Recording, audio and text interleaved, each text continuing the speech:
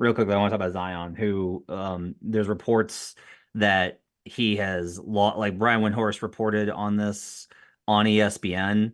And it sounds like he's lost a ton of weight that tracks with the eye test, 25 points or more since the IST, which is a lot. That's what he looks like. He looked so fast recently in all these games. Like he's just finishing in through traffic, huge plays over and over again. The Pelicans have they're one of the teams that has benefited most from this recent change in officiating because their wing defense is so good that now they're able to defend better on the perimeter and not giving up these easy fouls, which compensates a little bit for some slowness on the interior with their bigs.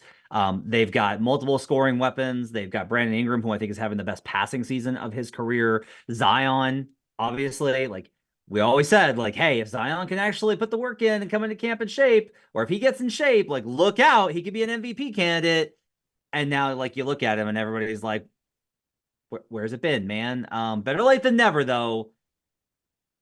Then I look at Jay, I look at like how much they have face planted in the IST versus the Lakers and a few other key spots where they've had big opportunities in big moments to have signature wins and they just get crushed. And they keep winning and they look really good. And they look like the team that we should all be like, you don't want to face the Pelicans. Like they're the dangerous team that can make a run in the West. I, I just feel like they seem very much like a trap to me. They very much feel like a trap that I just cannot trust them. Do you get that sense, or are you kind of like, no, I do think that they are underrated. I do think they're capable of making a run in the Western Conference. Yeah, well, they play defense, so it starts Yeah. there, and they have a lot of really great defenders as well. I mean, this team, they probably have the best overall defensive team in the league. So it's all about them mustering it up offense. But you talking about guys like Herb Jones, I mean, Jose Alvarado coming off the bench, Najee Marshall's a really great defender, Trey Murphy, really great defender as well. I mean, like they got some Zion, like you try to go up and throw up layup over his ass, and you feel to see it going out of bounds. They have a really great defensive team. It's all about them getting on the same accord. I'd still like for them to have a true point guard. I don't look at CJ McCollum as a true point guard. I know they get it done, but I think that's one of the main reasons why they're a little bit inconsistent. Because if they go up against another really great defensive team, that's when they kind of get to struggling there. And I mean, I like Point Zion, but you at some point you need like a true point guard or on the team. But the Pelicans can ball, man. They can ball. They have a really high ceiling. They can be a little inconsistent at times, but the Pelicans are a top tier team. I'm glad that they're not as inconsistent as they were last year. They're actually like putting together nice stretches, nice runs this year. So I'm really excited to see who the Pelicans are going to match up in the first round of playoffs. And I do think that they can make some noise in the playoffs, mainly because of their defense and their ability to switch like 1 through 5, and they have a really strong bench as well. So it's all about them. Can they get the best out of guys like Brandon Ingram? Is he gonna show up from night to night? But yeah, Zion losing weight, not eating burgers and pizza and shit every day. Sign me up. Brian, I'm pretty sure it's going to be Pelicans Clippers, and the Clippers are going to be favored in that series. They have to be, despite the Pelicans' recent wins against them. Over under. Do they win a playoff series? It's going to be 0.5. Do the Pelicans win that series versus the Clippers right now? I might pick them to beat the Clippers right now. I've seen them sun the Clippers during the regular season in a way that I think could translate to the postseason if they lock in. Like the interesting sort of moment for me was a lot of people's reaction to how New Orleans lost in the IST was basically like LeBron James basically sunned Zion Williamson.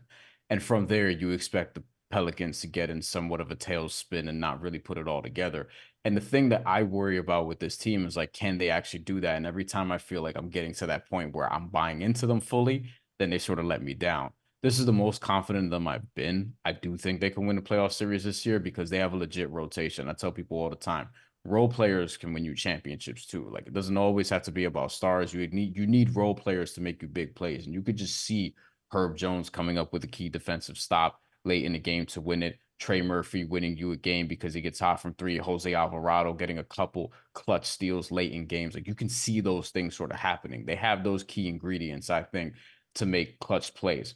Herb Jones, by the way, 53% from three since New Year's Eve on volume. Crazy On stat. volume, on about 4 attempts per game. Like that's not nothing. That's a legit 3-and-D dude. He's already one of the best perimeter defenders in the NBA Oh, who Hell I would yes. feel confident throwing on a lot of the dudes you need to throw them on in the Western Conference. A lot of these guards, if they face Anthony Edwards, like that's the guy he has to come see. You know, if they face the Clippers, like you know you're gonna have to throw them on Paul George, James Harden, Kawhi Leonard, maybe. Like this is what Herb Jones' task is. They have one of the best guys equipped to do that. Trey Murphy is a lightning rod, and he could go off for 30 on any given night because he's that good of a shooter. Obviously, you have the big three there. I think CJ McCollum has been solid this year for what he's being asked to do. I agree with Jay. I don't think he's a true point guard, and I'm still one of these people who believes that having a true point guard matters, especially in the playoffs. Somebody who could just get you set up, get the right people to ball at the right time. But I think CJ McCollum is doing a good job of shooting more threes and sort of spacing the floor for everybody else to do their jobs, particularly Zion Williamson and Brandon Ingram, who like to get downhill. And, you know, I think they're doing a weird sort of thing with Jonas Valanciunas, but I can't argue with the results. But they're going to need Jonas Valanciunas at some point to not just, you know, start in the first half and just be treated like Dexter Pittman or Michael Sweetney or somebody who just comes in and plays 18 minutes and just sits out fourth quarters or second halves or things of that nature. So they have the ingredients to really make a run and really put pressure on a lot of different teams. I think they could win a first round series and potentially push a team in the second round, like the Timberwolves, like potentially even Denver. I don't think Denver will be thrilled about seeing them. I think Denver would beat them, but I think that would be a pain in the ass matchup for even them. 30-1 Pelicans are to win the Western Conference.